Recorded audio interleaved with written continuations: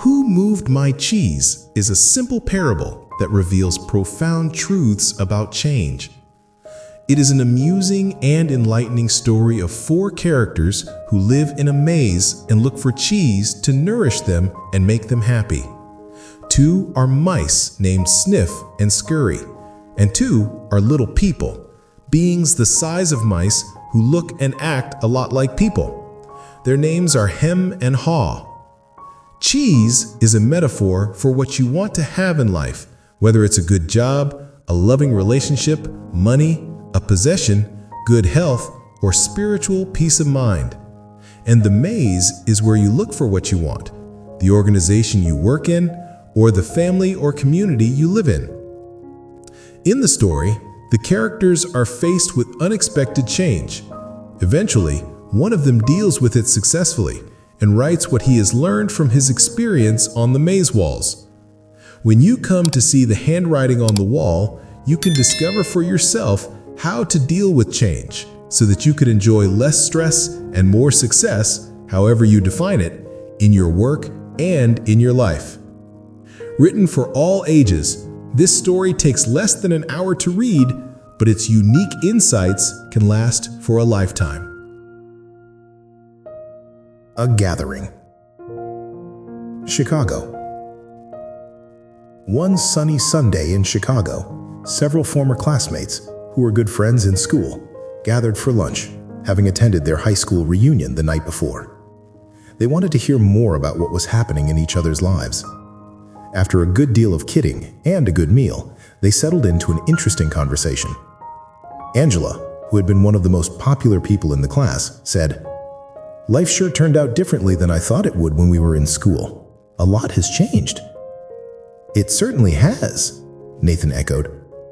They knew he had gone into his family's business, which had operated pretty much the same and had been a part of the local community for as long as they could remember.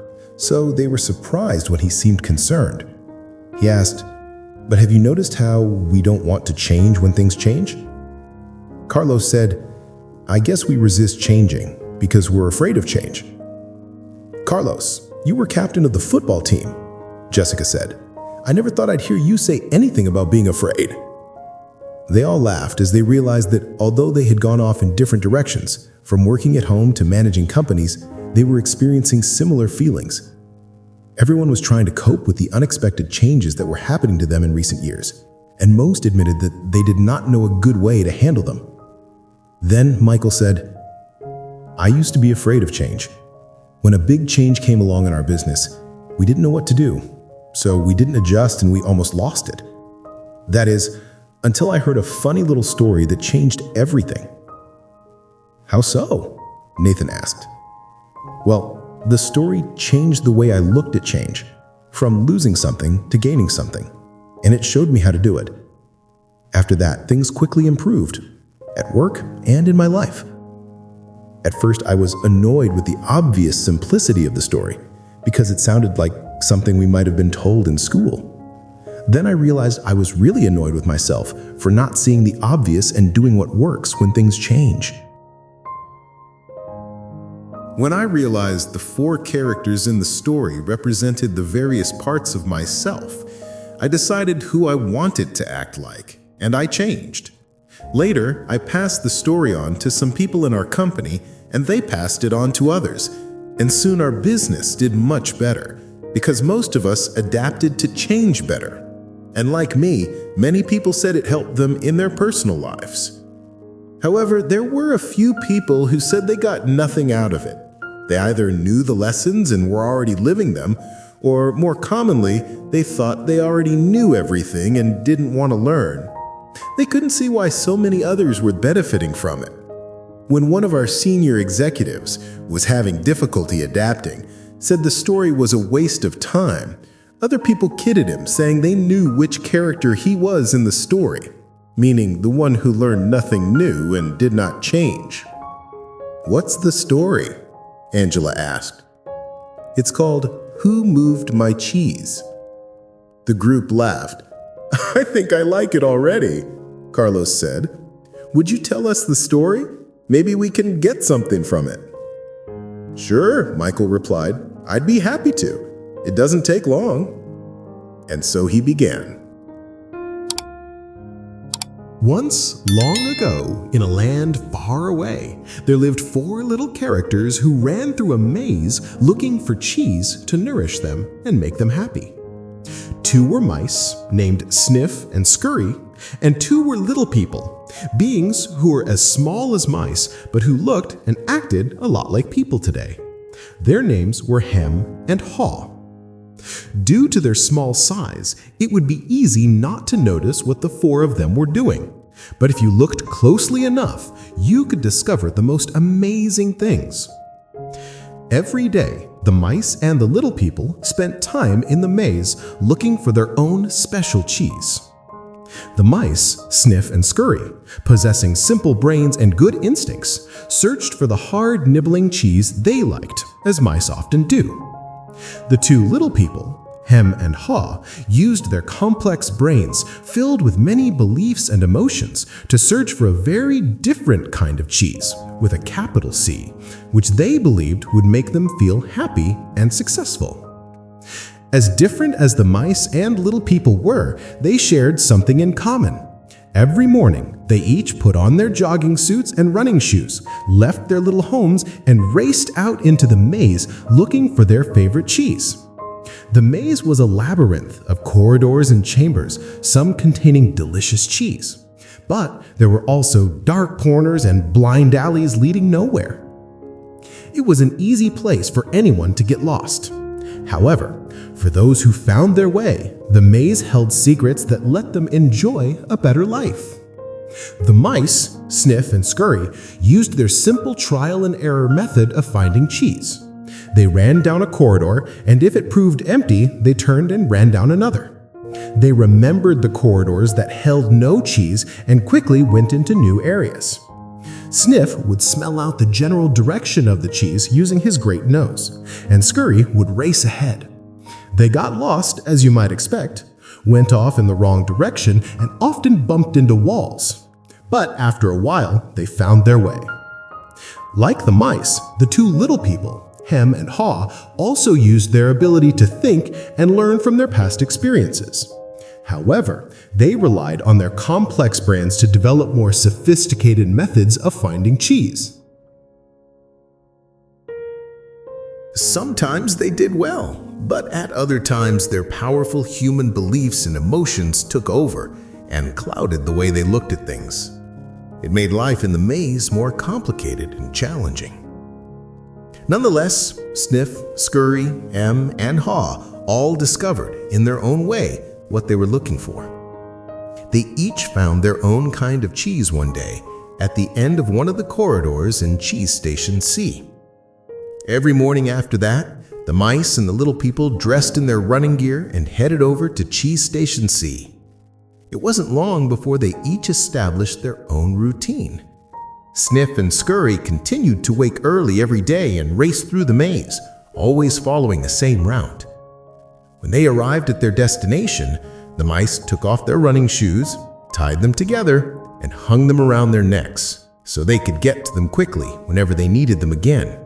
Then they enjoyed the cheese.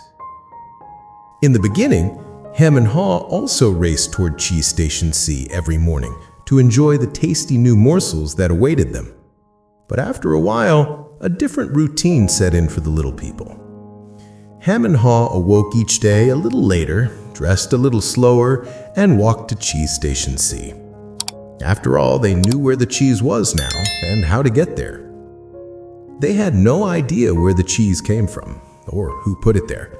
They just assumed it would be there. As soon as Hem and Haw arrived at Cheese Station C each morning, they settled in and made themselves at home. They hung up their jogging suits, put away their running shoes, and put on their slippers. They were becoming very comfortable now that they had found the cheese. "This is great," Hem said. "There's enough cheese here to last us forever." The little people felt happy and successful and thought they were now secure. It wasn't long before Hem and Haw regarded the cheese they found at Cheese Station C as their cheese. It was such a large store of cheese that they eventually moved their homes to be closer to it and built a social life around it. To make themselves feel more at home, Hem and Haw decorated the walls with sayings and even drew pictures of cheese around them, which made them smile. Having cheese makes you happy.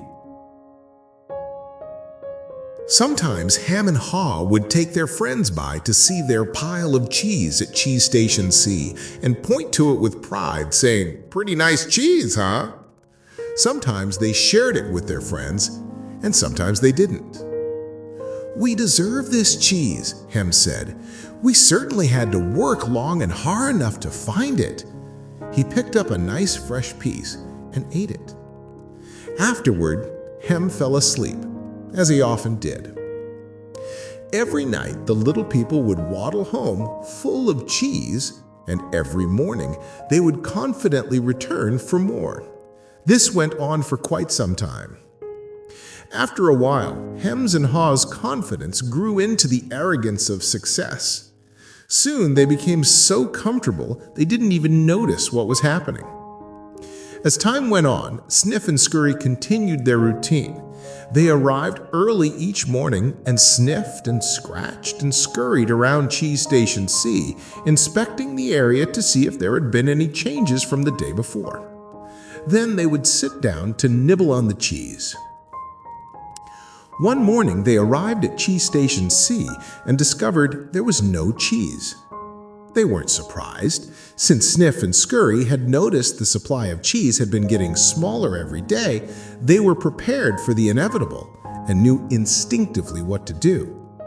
They looked at each other, removed the running shoes that they had tied together and hung conveniently around their necks, put them on their feet, and laced them up. The mice did not overanalyze things. To the mice, the problem and the answer were both simple. The situation at Cheese Station C had changed, so Sniff and Scurry decided to change. They both looked out into the maze, then Sniff lifted his nose, sniffed, and nodded to Scurry, who took off running through the maze while Sniff followed as fast as he could. They were quickly off in search of new cheese. Later that same day, Ham and Haw arrived at Cheese Station C. They had not been paying attention to the small changes that had been taking place each day, so they took it for granted their cheese would be there. They were unprepared for what they found. "What? No cheese?" Ham yelled. He continued yelling, "No cheese! No cheese!" as though if he shouted loud enough, someone would put it back. "Who moved my cheese?" he hollered. Finally, he put his hands on his hips. His face turned red, and he screamed at the top of his voice, "It's not fair!" Haw just shook his head in disbelief. He too had counted on finding cheese at Cheese Station C. He stood there for a long time, frozen with shock. He was just not ready for this. Hem was yelling something, but Haw didn't want to hear it. He didn't want to deal with what was facing him, so he just tuned everything out. The little people's behavior was not very attractive or productive, but it was understandable. Finding cheese wasn't easy, and it meant a great deal more to the little people than just having enough of it to eat every day. Finding cheese was the little people's way of getting what they thought they needed to be happy. They had their own ideas of what cheese meant to them, depending on their taste. For some, finding cheese was having material things. For others, it was enjoying good health or developing a spiritual sense of well-being. For Haw, cheese just meant feeling safe, having a loving family someday, and living in a cozy cottage on Chinner Lane. To Ham, cheese was becoming a big cheese in charge of others and owning a big house atop Camembert Hill. Because cheese was important to them, the two little people spent a long time trying to decide what to do. All they could think of was to keep looking around Cheeseless Station C to see if the cheese was really gone. While Sniff and Scurry had quickly moved on, Hem and Haw continued to hem and haw. They ranted and raved at the injustice of it all. Haw started to get depressed. What would happen if the cheese wasn't there tomorrow? He had made future plans based on this cheese. The little people couldn't believe it. How could this have happened? No one had warned them. It wasn't right. It was not the way things were supposed to be. Hem and Haw went home that night hungry and discouraged. But before they left, Haw wrote on the wall, "The more important your cheese is to you, the more you want to hold on to it." The next day, Hem and Haw left their homes and returned to Cheese Station C again, where they still expected somehow to find their cheese. The situation hadn't changed. The cheese was no longer there. The little people didn't know what to do. Hem and Haw just stood there, immobilized like two statues. Haw shut his eyes as tight as he could and put his hands over his ears. He just wanted to block everything out. He didn't want to know the cheese supply had gradually been getting smaller. He believed it had been moved all of a sudden.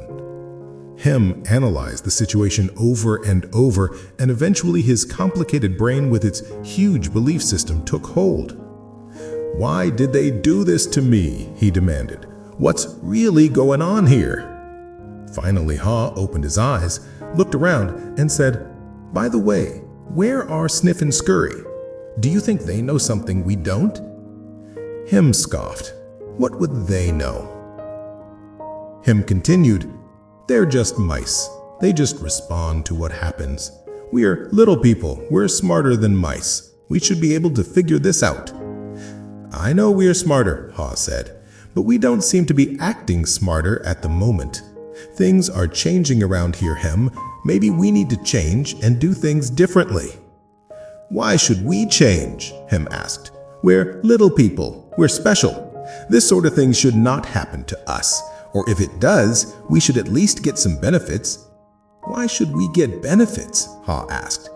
"Because we're entitled," Hem claimed. "Entitled to what?" Haw wanted to know. "We're entitled to our cheese." "Why?" Haw asked.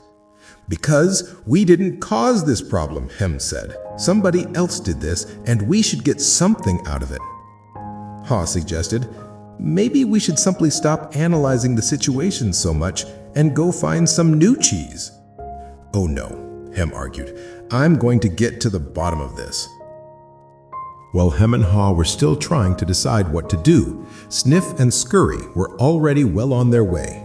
They went farther into the maze, up and down corridors, looking for cheese in every cheese station they could find. They didn't think of anything else but finding new cheese. They didn't find any for some time until they finally went into an area of the maze where they had never been before. Cheese Station Inn. They squealed with delight. They found what they had been looking for, a great supply of new cheese. They could hardly believe their eyes. It was the biggest store of cheese the mice had ever seen. In the meantime, Hem and Haw were still back in Cheese Station C, evaluating their situation. They were now suffering from the effects of having no cheese. They were becoming frustrated and angry, and were blaming each other for the situation they were in. Now and then, Haw thought about his mice friends, Sniff and Scurry, and wondered if they had found any cheese yet. He believed they might be having a hard time, as running through the maze usually involved some uncertainty. But he also knew that it was likely to only last for a while. Sometimes, Haw would imagine Sniff and Scurry finding new cheese and enjoying it. He thought about how good it would be for him to be out on an adventure in the maze and to find fresh new cheese. He could almost taste it. The more clearly Haw saw himself finding and enjoying the new cheese, the more he saw himself leaving Cheese Station C. "Let's go," he exclaimed all of a sudden. "No," Hem quickly responded. "I like it here. It's comfortable. It's what I know. Besides, it's dangerous out there." "No, it isn't," Haw argued. "We've run through many parts of the maze before, and we can do it again." "I'm too old for that, and I'm afraid I'm not interested in getting lost and making a fool of myself. Are you?" With that, Haw's fear of failing returned, and his hope of finding new cheese faded. So every day, the little people continued to do what they had done before. They went to Cheese Station C, found no cheese, and returned home, carrying their worries and frustrations with them. They tried to deny what was happening, but found it harder to get to sleep, had less energy the next day, and were becoming irritable. Their homes were not the nurturing places they once were. The little people had difficulty sleeping and were having nightmares about not finding any cheese. But Hem and Haw still returned to Cheese Station C and waited there every day. Hem said, "You know, if we just work harder, we'll find that nothing has really changed that much. The cheese is probably nearby. Maybe they just hid it behind the wall." The next day, Hem and Haw returned with tools. Hem held the chisel, while Haw banged on the hammer until they made a hole in the wall of Cheese Station C. They peered inside, but found no cheese. They were disappointed, but believed they could solve the problem. So they started earlier, stayed longer, and worked harder. But after a while, all they had was a large hole in the wall. Haw was beginning to realize the difference between activity and productivity. "Maybe," Hem said, "we should just sit here and see what happens. Sooner or later, they have to put the cheese back." Haw wanted to believe that, so each day he went home to rest and returned reluctantly with Hem to Cheese Station C. But cheese never reappeared. By now, the little people were growing weak from hunger and stress. Haw was getting tired of just waiting for their situation to improve. He began to realize that the longer they stayed in their cheeseless situation, the worse off they would be. Haw knew they were losing their edge. Finally, one day, Haw began to laugh at himself. "Haw, look at us! We keep doing the same things over and over again and wonder why things don't get better. If this wasn't so ridiculous, it would be even funnier." Haw did not like the idea of having to run through the maze again because he knew he would get lost and have no idea where he would find any cheese. But he had to laugh at his folly when he saw what his fear was doing to him. He asked him, "Where did we put our running shoes?" It took a long time to find them because they had put everything away when they found their cheese at Cheese Station C, thinking they wouldn't be needing them anymore. As Hem saw his friend getting into his running gear, he said, "You're not really going out into the maze again, are you? Why don't you just wait here with me until they put the cheese back?" "Because you just don't get it. I didn't want to see it either, but now I realize they're never going to put yesterday's cheese back. It's time to find new cheese." Hem argued, "But what if there is no cheese out there? Or even if there is, what if you don't find it?" "I don't know," Haw said. He had asked himself those same questions too many times and felt the fears again that kept him where he was. He asked himself, "Where am I more likely to find cheese? Here or in the maze?" He painted a picture in his mind. He saw himself venturing out into the maze with a smile on his face. While this picture surprised him, it made him feel good. He saw himself getting lost now and then in the maze, but felt confident he would eventually find new cheese out there, and all the good things that came with it. He gathered his courage. Then he used his imagination to paint the most believable picture he could with the most realistic details of him finding and enjoying the taste of new cheese. He saw himself eating Swiss cheese with holes in it, bright orange cheddar and American cheeses, Italian mozzarella, and wonderfully soft French camembert cheese, and then he heard Hem say something and realized they were still at Cheese Station C. Haw said, "Sometimes, Hem, things change and they are never the same again. This looks like one of those times. That's life. Life moves on, and so should we." Haw looked at his emaciated companion and tried to talk sense to him, but Hem's fear had turned into anger and he wouldn't listen. Haw didn't mean to be rude to his friend, but he had to laugh at how silly they both looked. As Haw prepared to leave, he started to feel more alive, knowing that he was finally able to laugh at himself, let go, and move on. Haw laughed and announced, "It's maze time." Hem didn't laugh, and he didn't respond. Haw picked up a small, sharp rock and wrote a serious thought on the wall for him to think about. As was his custom, Haw even drew a picture of cheese around it, hoping it would help him to smile, lighten up, and go after the new cheese. But Hem didn't want to see it. It read, "If you do not change, you can become extinct." Then Haw stuck his head out and peered anxiously into the maze. He thought about how he'd gotten himself into this cheeseless situation. He had believed that there may not be any cheese in the maze, or he may not find it. Such fearful beliefs were immobilizing and killing him. Haw smiled. He knew Hem was wondering, who moved my cheese? But Haw was wondering, why didn't I get up and move with the cheese sooner? As he started out into the maze, Haw looked back to where he had come from and felt its comfort. He could feel himself being drawn back into familiar territory, even though he hadn't found cheese here for some time. Haw became more anxious and wondered if he really wanted to go out into the maze. He wrote a saying on the wall ahead of him and stared at it for some time. What would you do if you weren't afraid? He thought about it. He knew sometimes some fear can be good. When you're afraid things are going to get worse if you don't do something, it can prompt you into action. But it is not good when you are so afraid that it keeps you from doing anything. He looked to his right, to the part of the maze where he had never been, and felt the fear. Then he took a deep breath, turned right into the maze, and jogged slowly into the unknown. As he tried to find his way, Haw worried at first that he might have waited too long in Cheese Station C. He hadn't had any cheese for so long that he was now weak. It took him longer, and it was more painful than usual to get through the maze. He decided that if he ever got the chance again, he would get out of his comfort zone and adapt to change sooner. It would make things easier. Then Haw smiled a weak smile as he thought, better late than never. During the next several days, Haw found a little cheese here and there, but nothing that lasted very long. He had hoped to find enough cheese to take some back to Hem and encourage him to come out into the maze. But Haw didn't feel confident enough yet. He had to admit he found it confusing in the maze.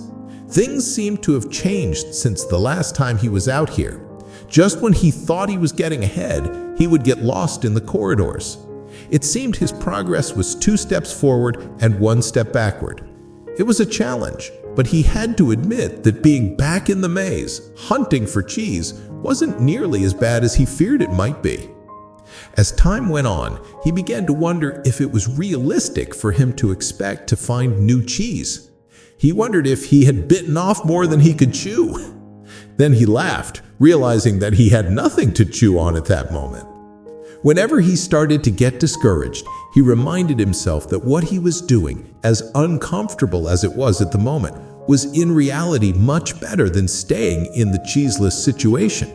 He was taking control rather than simply letting things happen to him. Then he reminded himself, if Sniff and Scurry could move on, so could he. Later, as Haw looked back on things, he realized that the cheese at Cheese Station C had not just disappeared overnight, as he had once believed. The amount of cheese that was there toward the end had been getting smaller, and what was left had grown old. It didn't taste as good. Mold may have even begun to grow on the old cheese, although he hadn't noticed it. He had to admit, however, that if he had wanted to, he probably could have seen what was coming, but he didn't. Haw now realized that the change probably would not have taken him by surprise if he had been watching what was happening all along and if he had anticipated change. Maybe that's what Sniff and Scurry had been doing. He decided he would stay more alert from now on. He would expect change to happen and look for it. He would trust his basic instincts to sense when change was going to occur and be ready to adapt to it. He stopped for a rest and wrote on the wall of the maze, "Smell the cheese often so you know when it is getting old." Sometime later, after not finding cheese for what seemed like a long time, Haw finally came across a huge cheese station, which looked promising. When he went inside, however, he was most disappointed to discover that the cheese station was empty. This empty feeling has happened to me too often, he thought. He felt like giving up. Haw was losing his physical strength. He knew he was lost and was afraid he would not survive. He thought about turning around and heading back to Cheese Station C. At least, if he made it back and Hem was still there, Haw wouldn't be alone. Then he asked himself the same question again. What would I do if I weren't afraid? Haw thought he was past his fear, but he was afraid more often than he liked to admit, even to himself. He wasn't always sure what he was afraid of, but in his weakened condition, he knew now he was simply fearful of going on alone. Haw didn't know it, but he was running behind because he was still weighed down with fearful beliefs. Haw wondered if Hem had moved on, or if he was still paralyzed by his own fears. Then Haw remembered the times when he had felt his best in the maze. It was when he was moving along. He wrote on the wall, knowing it was as much a reminder to himself as it was a marking for his friend Hem, hopefully to follow. Movement in a new direction helps you find new cheese. Haw looked down the dark passageway and was aware of his fear. What lay ahead? Was it empty? Or worse, were there dangers lurking? He began to imagine all kinds of frightening things that could happen to him. He was scaring himself to death. Then he laughed at himself. He realized his fears were making things worse. So he did what he would do if he weren't afraid. He moved in a new direction. As he started running down the dark corridor, he began to smile. Haw didn't realize it yet, but he was discovering what nourished his soul.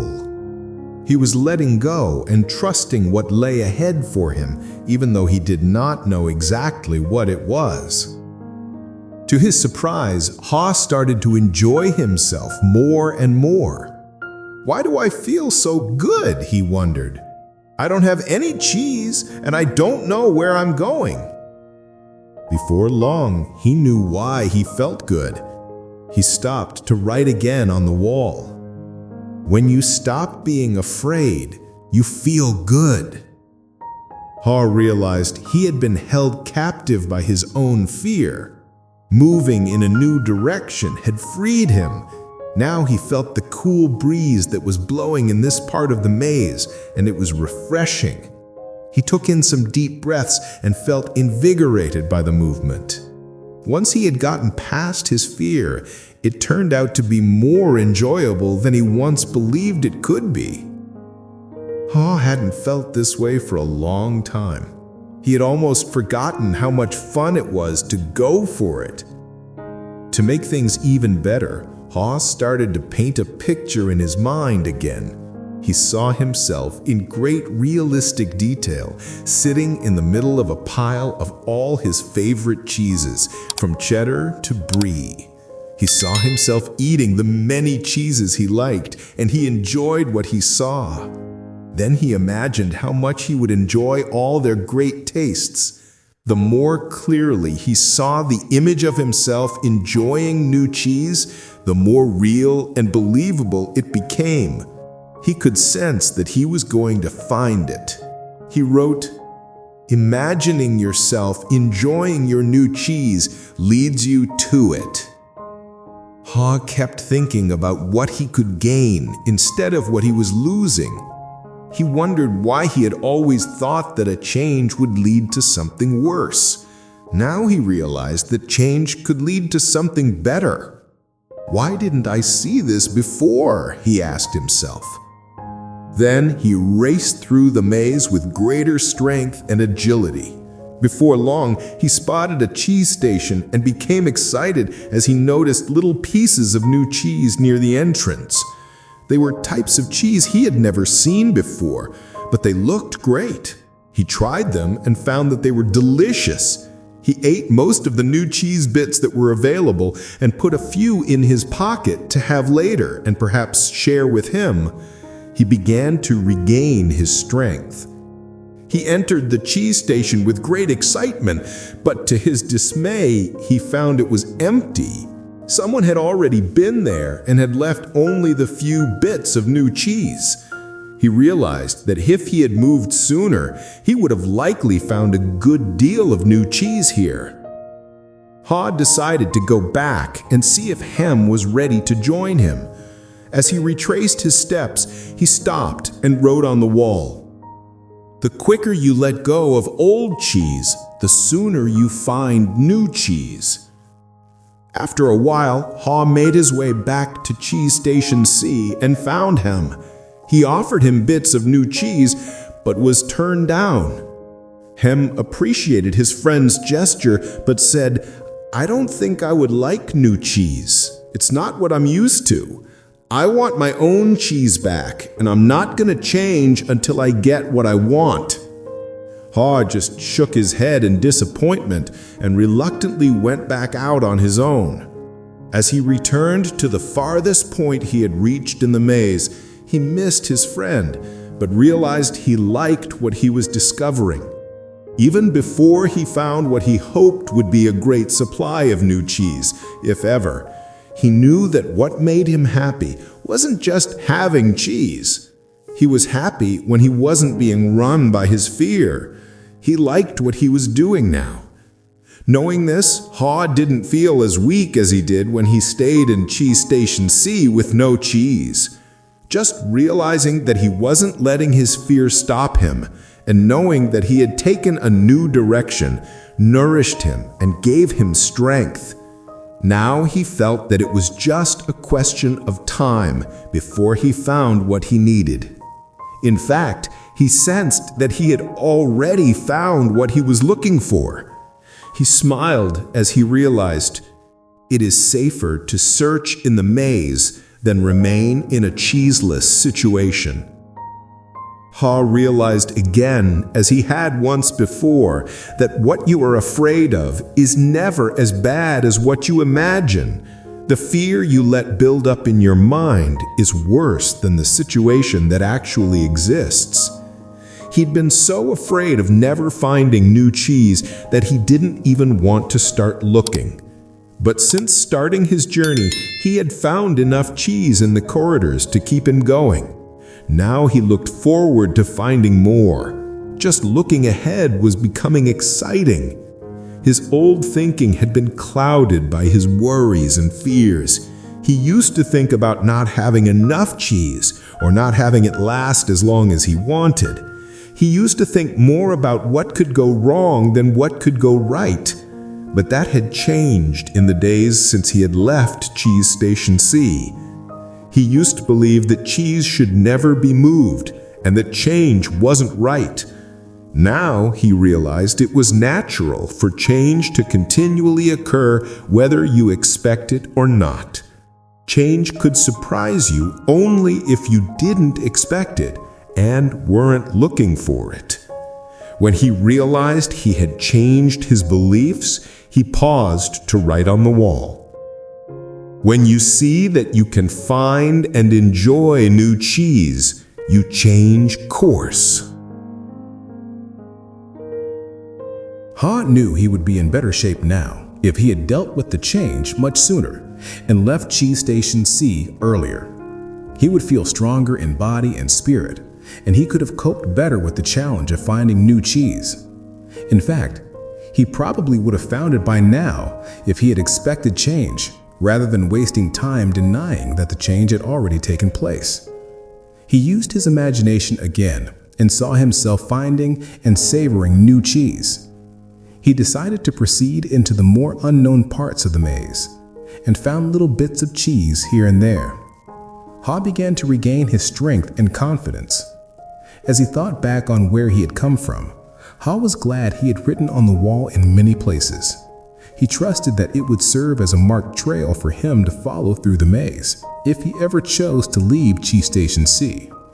Ha just hoped he was heading in the right direction. He thought about the possibility that Him would read the handwriting on the wall and find his way. He wrote on the wall what he had been thinking about for some time. Noticing small changes early helps you adapt to the bigger changes that are to come. By now, Ha had let go of the past and was adapting to the present. He continued on through the maze with greater strength and speed, and before long it happened. When it seemed like he had been in the maze forever, his journey, or at least this part of his journey, ended quickly and happily. Ha proceeded along a corridor that was new to him, rounded a corner, and found new cheese at Cheese Station Inn. When he went inside, he was startled by what he saw. Piled high everywhere was the greatest supply of cheese he had ever seen. He didn't recognize all that he saw, as some kinds of cheese were new to him. Then he wondered for a moment whether it was real or just his imagination, until he saw his old friends Sniff and Scurry. Sniff welcomed Ha with a nod of his head, and Scurry waved his paw. Their fat little bellies showed that they had been here for some time. Ha quickly said his hellos, and soon took bites of every one of his favorite cheeses. He pulled off his shoes, tied the laces together, and hung them around his neck in case he needed them again. Sniff and Scurry laughed. They nodded their heads in admiration. Then Ha jumped into the new cheese. When he had eaten his fill, he lifted a piece of fresh cheese and made a toast. Hooray for change! As Ha enjoyed the new cheese, he reflected on what he had learned. He realized that when he had been afraid to change, he had been holding on to the illusion of old cheese that was no longer there. So what was it that made him change? Was it the fear of starving to death? Ha smiled as he thought it certainly helped. Then he laughed and realized that he had started to change as soon as he had learned to laugh at himself and at what he had been doing wrong. He realized the fastest way to change is to laugh at your own folly. Then you can let go and quickly move on. He knew he had learned something useful about moving on from his mice friends, Sniff and Scurry. They kept life simple. They didn't overanalyze or overcomplicate things. When the situation changed and the cheese had been moved, they changed and moved with the cheese. He would remember that. Ha had also used his wonderful brain to do what little people do better than mice. He envisioned himself in realistic detail, finding something better, much better. He reflected on the mistakes he had made in the past and used them to plan for his future. He knew that you could learn to deal with change. You could be more aware of the need to keep things simple, be flexible, and move quickly. You did not need to overcomplicate matters or confuse yourself with fearful beliefs. You could notice when the little changes began so that you would be better prepared for the big change that might be coming. He knew he needed to adapt faster. For if you do not adapt in time, you might as well not adapt at all. He had to admit that the biggest inhibitor to change lies within yourself, and that nothing gets better until you change. Perhaps most importantly, he realized that there is always new cheese out there, whether you recognize it at the time or not, and that you're rewarded with it when you go past your fear and enjoy the adventure. He knew some fear should be respected, as it can keep you out of real danger, but he realized most of his fears were irrational, and it kept him from changing when he needed to. He didn't like it at the time, but he knew that the change had turned out to be a blessing in disguise, as it led him to find better cheese. He had even found a better part of himself. As Ha recalled what he had learned, he thought about his friend Him. He wondered if Him had read any of the sayings Ha had written on the wall at Cheese Station C and throughout the maze. Had he ever decided to let go and move on?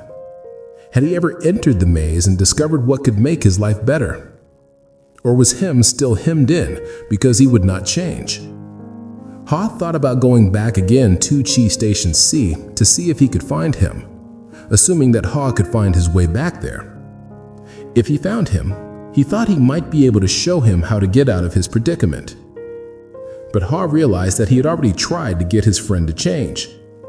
Him had to find his own way beyond his comforts and past his fears. No one else could do it for him, or talk him into it. He somehow had to see the advantage of changing himself. Ha knew that he had left a trail for him, and that he could find his way if he could just read the handwriting on the wall.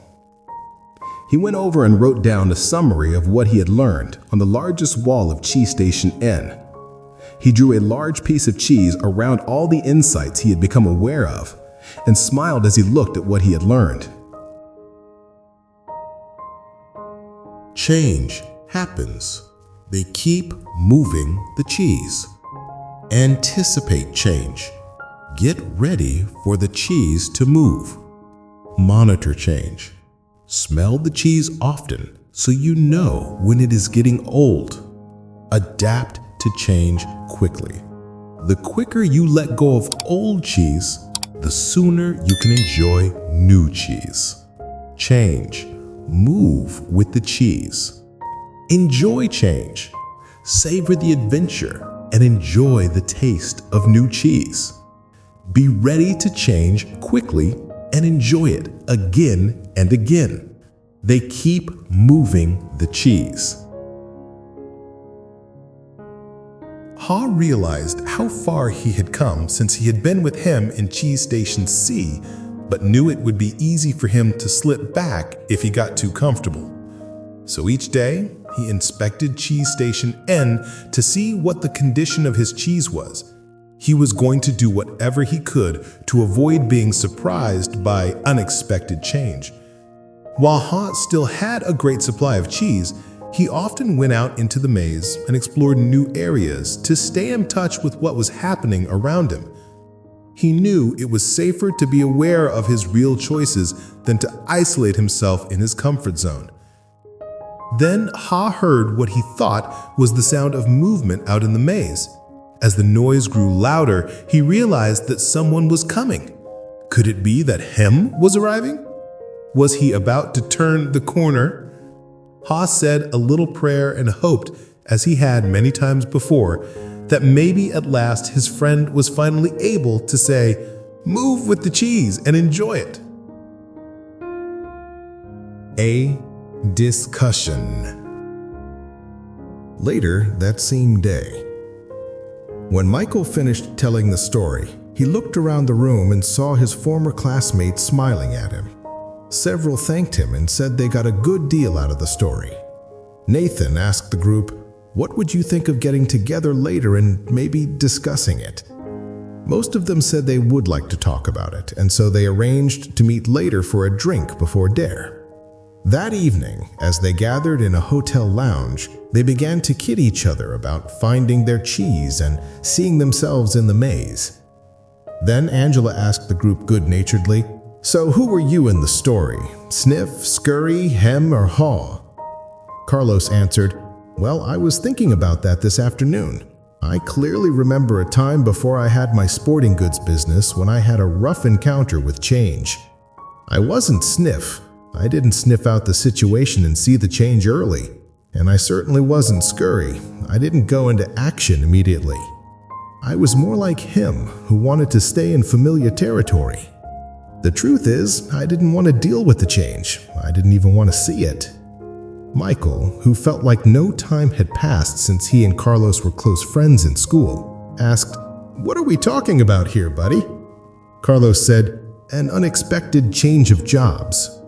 Michael laughed. "You were fired?" "Well, let's just say that I didn't want to go out looking for new cheese. I thought I had a good reason why change shouldn't happen to me. So I was pretty upset at the time." Some of their former classmates who had been quiet in the beginning felt more comfortable now and spoke up, including Frank, who had gone into the military. "Hem reminds me of a friend of mine," Frank said. "His department was closing down, but he didn't want to see it. They kept relocating his people.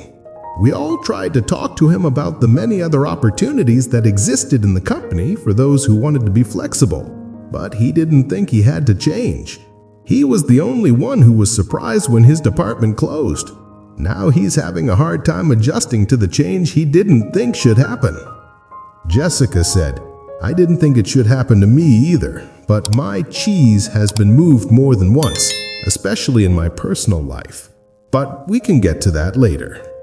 Many in the group laughed, except Nathan. "Maybe that's the whole point," Nathan said.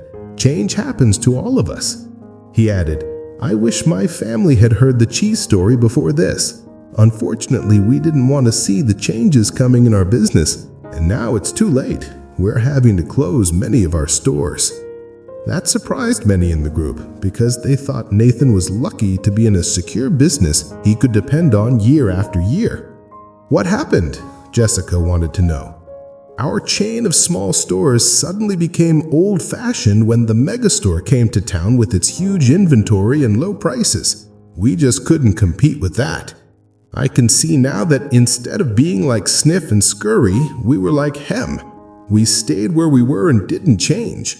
We tried to ignore what was happening and now we're in trouble.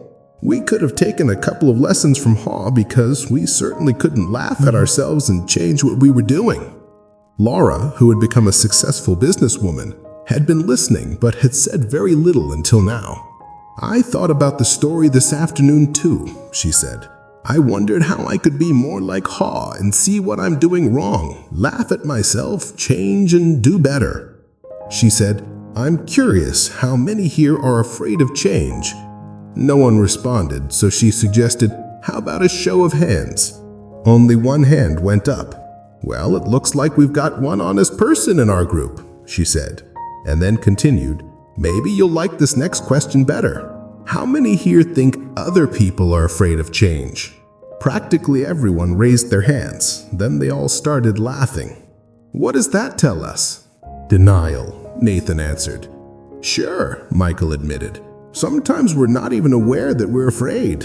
I know I wasn't. When I first heard the story, I loved the question, what would you do if you weren't afraid?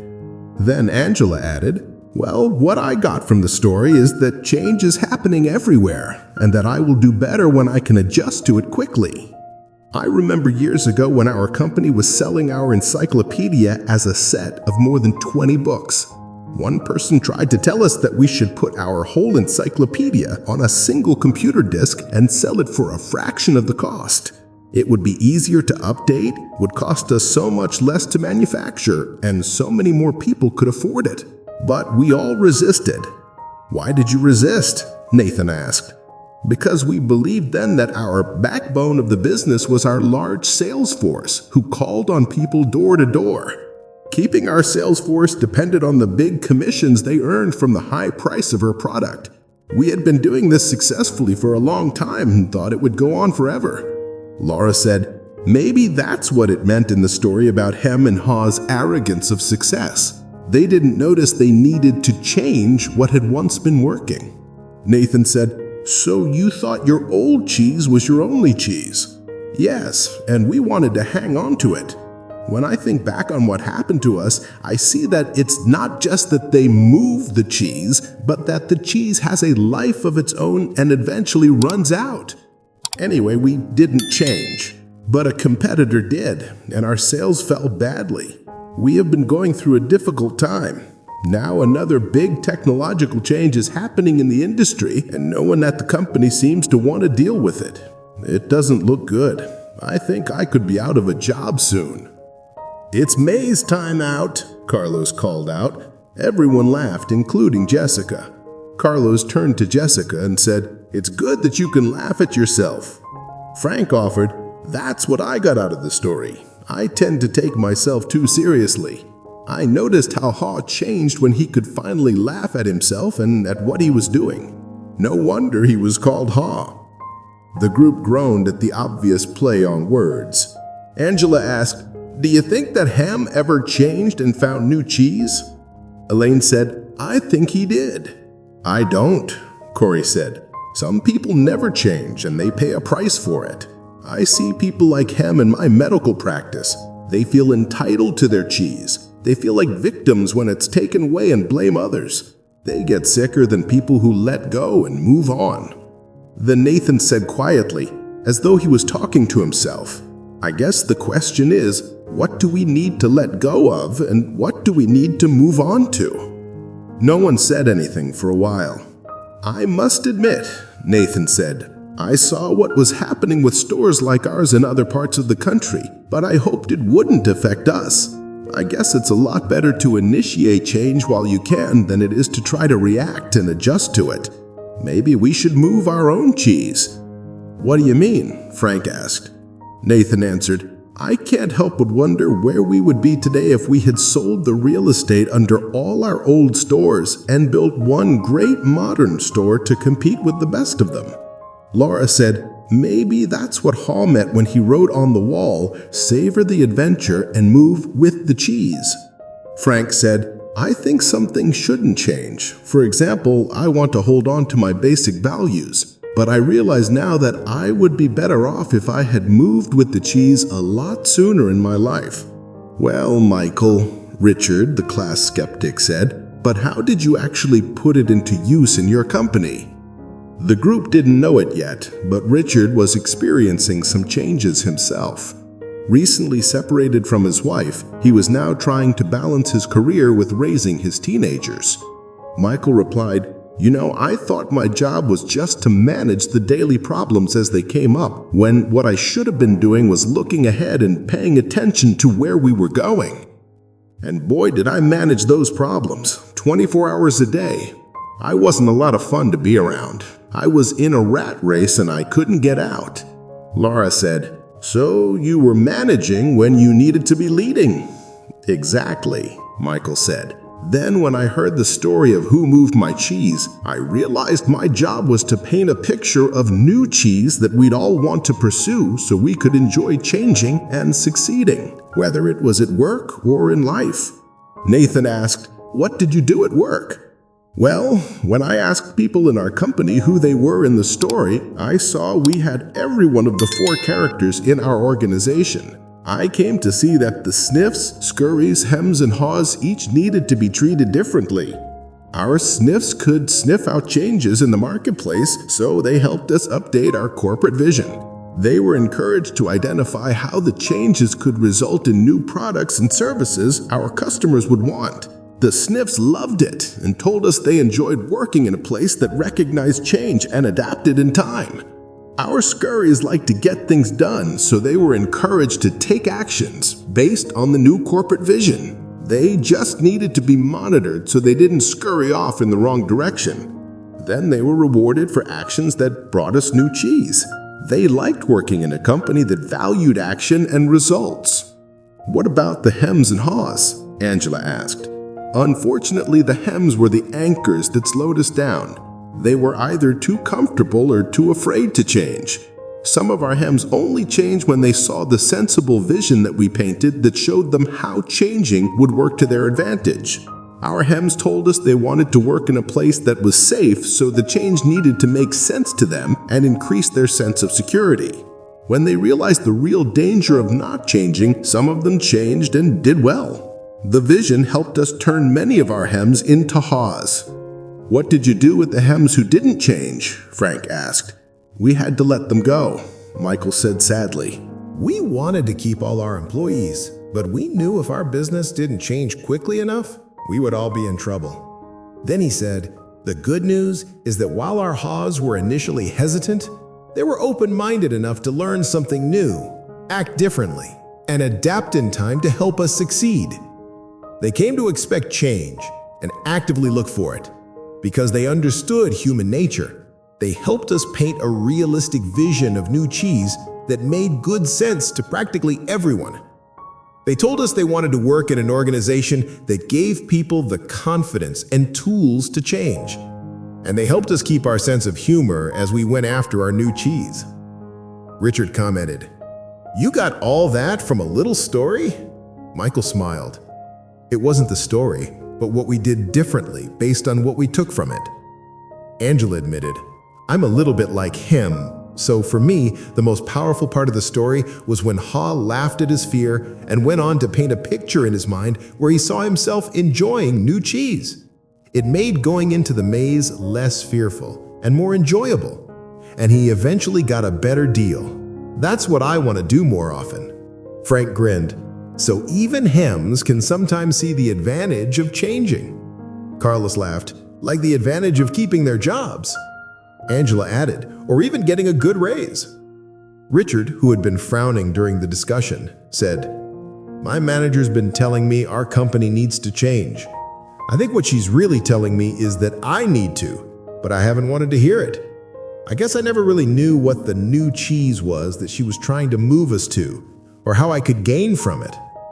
A slight smile crossed Richard's face as he said, "I must admit, I like this idea of seeing new cheese and imagining yourself enjoying it.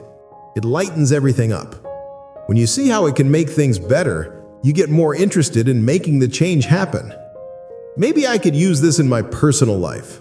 My children seem to think that nothing in their lives should ever change. I guess they're acting like him. They're angry. They're probably afraid of what the future holds. Maybe I haven't painted a realistic picture of new cheese for them. Probably because I don't see it myself. The group was quiet as several people thought about their own lives. Well, Jessica said, most people here have been talking about jobs. But as I listened to the story, I also thought about my personal life. I think my current relationship is old cheese that has some pretty serious mold on it. Corey laughed in agreement. Me too. I probably need to let go of a bad relationship. Angela countered, or perhaps the old cheese is just old behavior that doesn't work well anymore. What we really need to let go of is the behavior that is the cause of our bad relationships, and then move on to a better way of thinking and acting.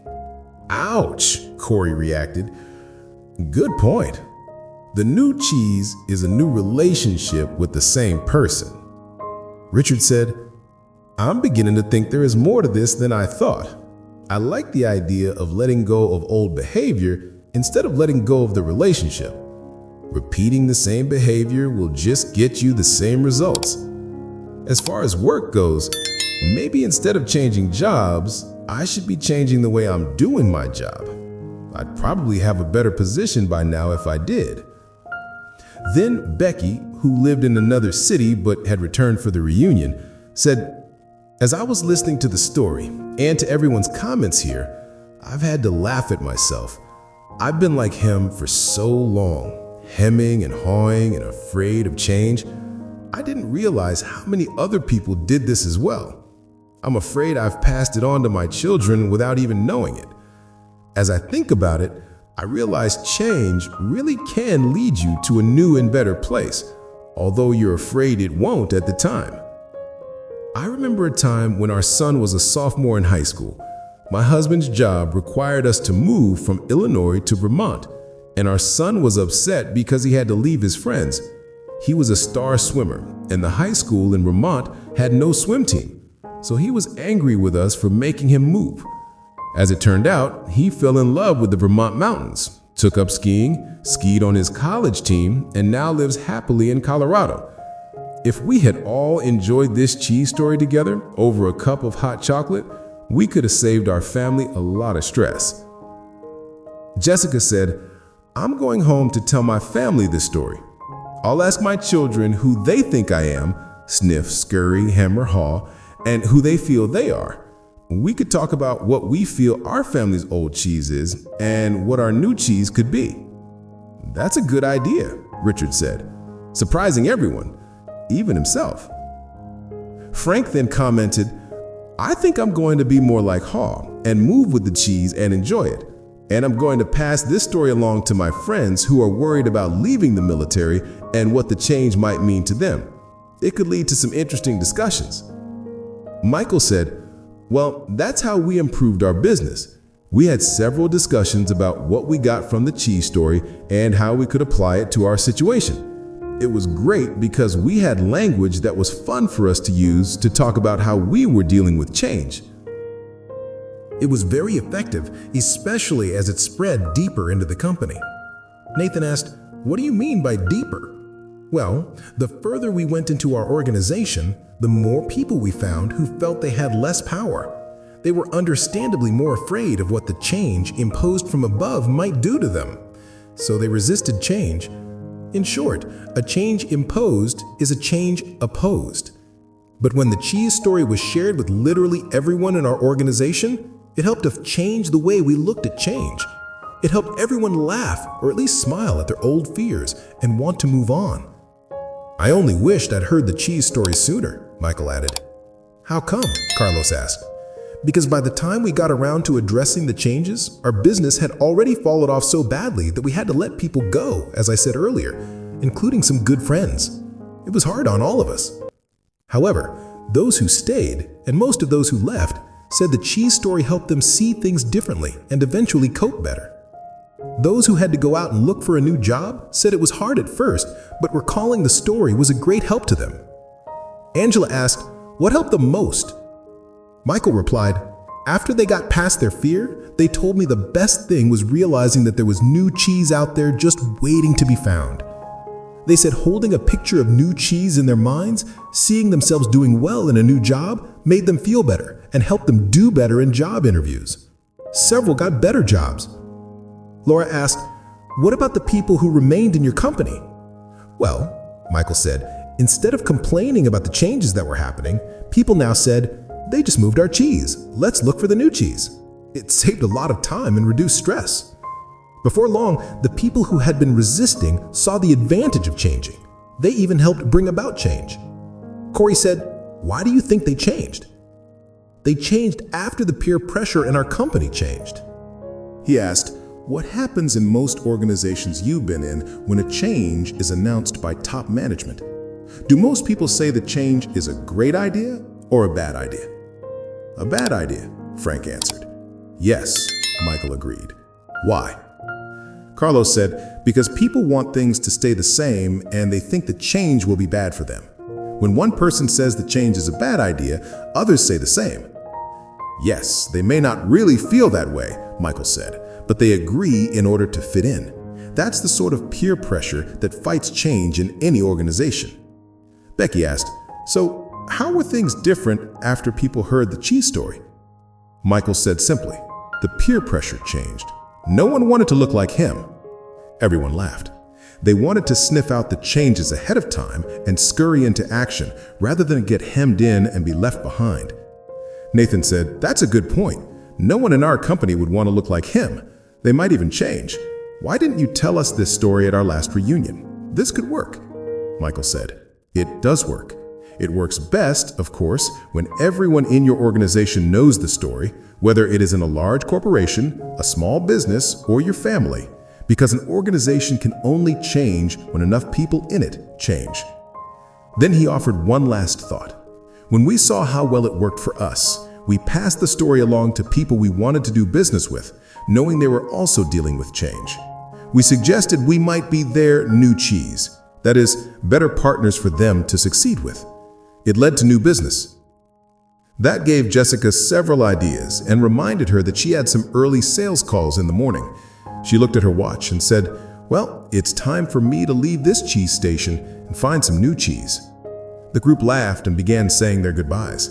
Many of them wanted to continue the conversation but needed to leave.